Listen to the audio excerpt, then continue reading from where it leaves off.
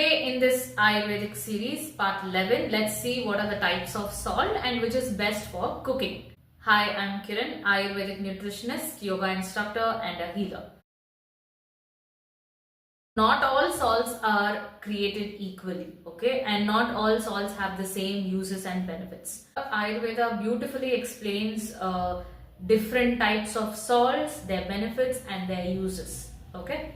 So as per the text, we have 8 types of salts. The word you see here, lavana, nothing but salt.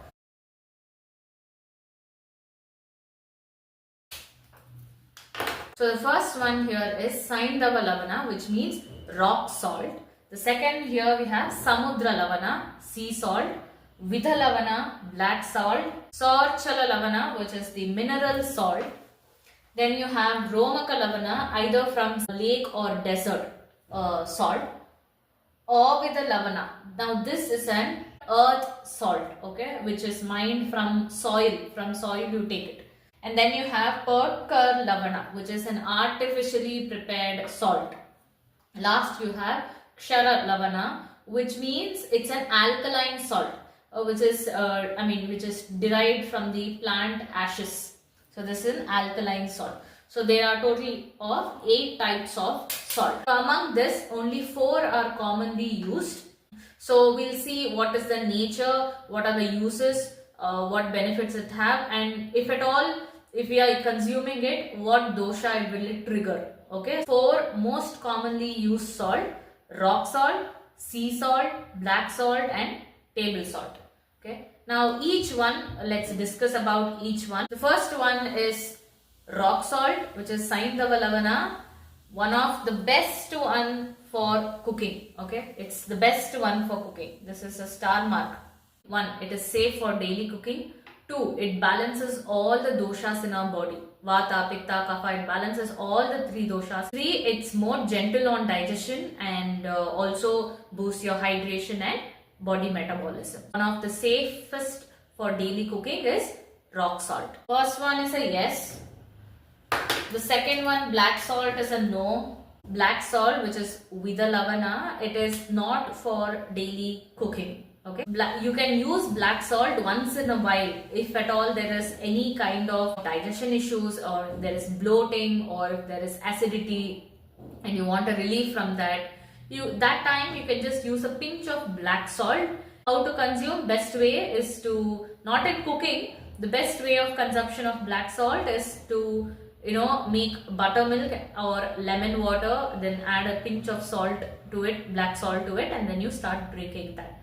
Remember, it is not for daily cooking and don't use it on a regular basis. Okay. Now, excessive use of black salt, it will aggravate vata in your body. Next we have sea salt, Samudra lavana. Sea salt is for external use. Something like bath soaking, in a bathtub, you add some salts and you relax your body for body soaking, for foot soaking, for scrub. External use basically. Why? Because of its antibacterial properties and it can relax your body muscles. Now that is for external use. By any chance sea salt is consumed internally, it can aggravate pitta in your body. Why? Because sea salt is heavy and heating in nature. Next, the last one we have table salt. I have to write it here. Table salt is a big no. Table salt is a big no. Why? Because it's a processed salt.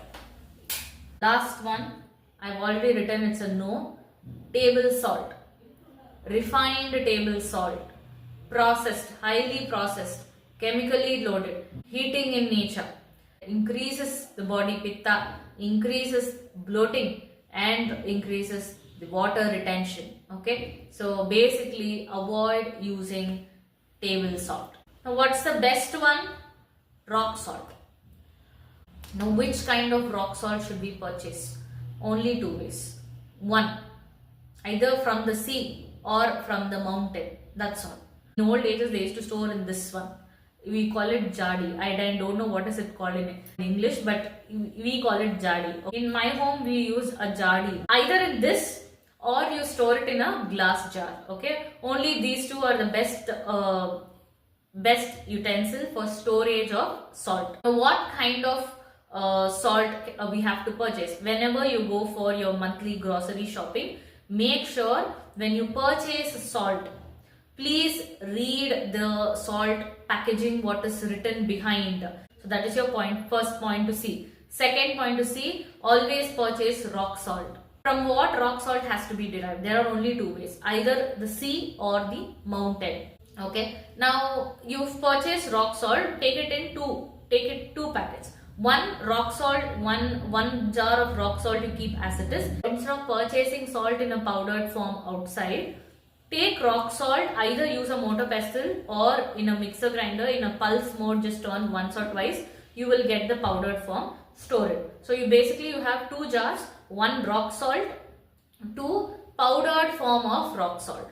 Okay, these two you use for cooking. For cooking, when you cooking, use rock salt, and for on top of salads, for buttermilk, for such things, use powdered salt. Okay, read the label of the salt packaging. What are you supposed to check in the salt packaging? Iodine content. Okay, our body needs around 150 micrograms of iodine on a daily basis. 1 teaspoon, it has 5 to 6 grams of iodized salt in it.